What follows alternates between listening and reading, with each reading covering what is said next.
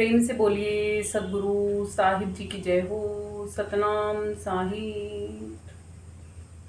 आप सभी को मेरा प्रेम भरा सतनाम साहिब। हम सभी मनुष्य प्राणी बाहर की दुनिया में ही भटक भटक के अपना ये जीवन खो जाते हैं, अनायासी कर्म बनाते जाते हैं। कर्मों की तरफ भी ध्यान नहीं होता हमारा कि हम कैसे कर्म हर समय किए जा रहे हैं। मंशा कर्म अंदर में सोच सोच के, मन में सोच सोच के, वाचा कर्म मुख से बोल बोल के, और कर्मणा इस पूरे शरीर से जो कर्म करते हैं और यही सब कर्म हमारे बंधनों का कारण बनती हैं और हम अनायास ही करे जा रहे हैं। जो चीज़ हमें बंधन में बांध सकती है उसकी तरफ हमारा जरा भी ध्यान ही नहीं है। आखिर क्यों? क्या कभी खुद से प्रश्न करने का दिल नहीं करता कि हम क्यों बंधनों को स्वीकार करना चाह रहे हैं, जबकि हम सभी चाहते हैं कि हम आज़ाद हो जाएं। कोई चाहता है क्या बंधन में रहना? सभी तो चाहते हैं हम यहाँ से मुक्त हो जाएं। और मुक्त भी कैसे हो जाएं कि मोक्ष पद को पा जाएं, कि वापस इस जन्म मरण में आना ही ना पड़े, इस आवागमन को होना ही ना पड़े। ऐसे मुक्ति को प्राप्त कर जाएंगे। हमारी गतिमति ऐसी हो जाए कि बार बार मरना ना पड़े। एक बार अब ऐसे मरे, दोबारा से जन्मना और मरना ही ना, क्योंकि जो जन्मेगा सो मरेगा, और जो मरेगा फिर से वो जन्मेगा कर्मा अनुसार। यदि कर्म क्षीण कर दिए, कर्म का क्षय कर दिया, कर्मों का नाश कर दिया, तो फिर जन्मना और मरना नहीं पड़ेगा। फिर तो हम परमात्मा में ही लीन हो जाएंगे। परमात्मा की सूचना परमात्मा के अमर घर में सदा सर्वदा के लिए चली जाएंगी इस पृथ्वी लोक से। साहिब अपनी अन्य श्रीवाणी में समझाते हुए कहते हैं, ढूंढे देश विदेश में घर हीरो की खान, बिना सतगुरु उस खान की भला कौन करवावे पहचान। ढूंढे देश विदेश में घर हीरो की खान, बिना सतगुरु उस खान की भला कौन करवावे पहचान। ये सतगुरु सच्चे शब्द भेदी संतों को ही कहा गया है। सतगुरु जो हमें सत्य का बोध कराते हैं वो बाहरी तौर पे जब हम शरीर से जानते हैं। वैसे तो सतगुरु विदेही गुरु को कहा जाता है, जिंदा गुरु को कहा जाता है, एकाया गुरु को कहा जाता है, खेवनहार को कहा जाता है, जो आत्मा के साथ चलता है परमात्मा तक, परमात्मा के घर तक ले जाने के। वास्तव तौर पे तो सही में सतगुरु वही होती है। हम देश में और विदेश में जहाँ कोई बता देता है कि परमात्मा है, परमात्मा है, हम वहीं पर ही जाने लगते हैं। इसलिए केवल अपनी मनोकामनाओं की पूर्ति के लिए। नानक जी कहते हैं, तीरथ गई थी नानका, मन चंचल चित चोर, गई थी मैल उतारने और ले आई 10 मन और। कि मैं तीरथ में गई थी, जैसे कहते हैं ना लोग, श्री गंगा जी में जाओ तो वो हमारे सारे पाप धो देती है। अरे पाप शरीर के थोड़े ना चिट्टे पड़े हैं जो आपके सारे पाप श्री गंगा जी धो देगी और आप निर्लेप हो जाओगे कर्मों से। श्री गंगा जी का जल शीतल होता है, उसमें ऐसे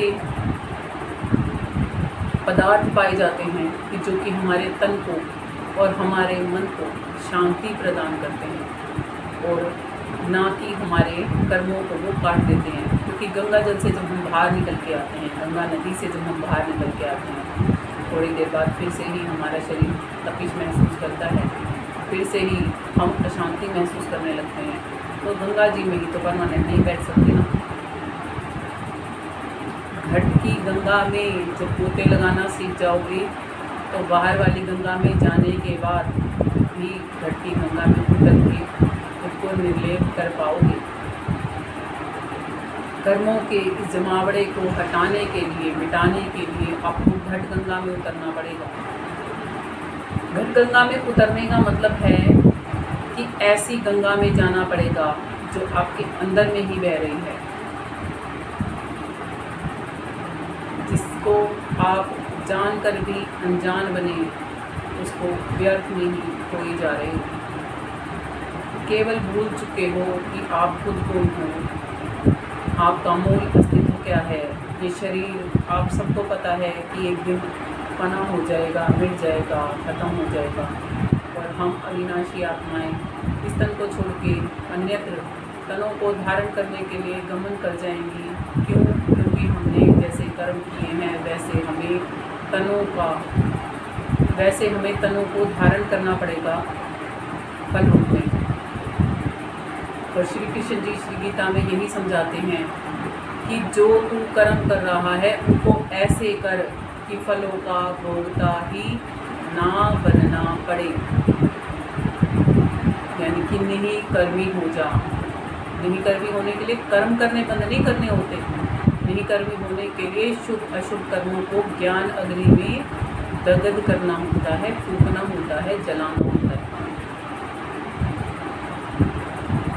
क्योंकि कर्म करे बिना तो हम हर समय रह ही नहीं सकते। नियति है, रजगुण तमगुण और सद्गुण से प्रभावित है। जब ये तन पंच तत्वों से बना हुआ और रजगुण तमगुण से बना हुआ ये तन हमें मिला है, तो इन गुणों की प्रधानता हमें चलती ही रहती है।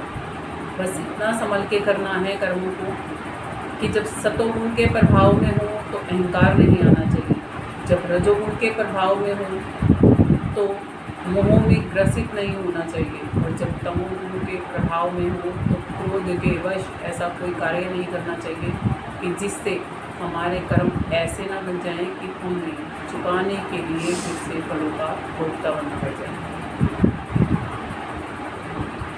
सारा खेल ही ध्यान पे टिका है। ध्यान से ही हम छूट सकते हैं और ध्यान से ही हम बंध रहे हैं। ध्यान नहीं दे रहे ना। अपने बच्चों को भी हम कहते हैं पढ़ने के लिए कि हर चीज़ पर ध्यान दो, हर सब्जेक्ट पर ध्यान दो, नहीं तो क्या हो जाओगे, फेल हो जाओगे। और जो ये जीवन की जन्म मरण की बाजी लगी हुई है, जिसकी तरफ हम ध्यान नहीं दे रहे, तो क्या हम फेल नहीं होंगे? पक्का फेल होना पड़ेगा। जो ध्यान नहीं दे रहे उन्हें। इसीलिए ही साहिब कहते हैं, कहीं कबीर कासो समझाऊं सकलो जग अंधा, एक दो तो होए समझाऊं सभी बुलाने पेट का धंधा। कहीं कबीर कासो समझाऊं सकलो जग अंधा, एक दो तो होए समझाऊं सभी बुलाने पेट का धंधा।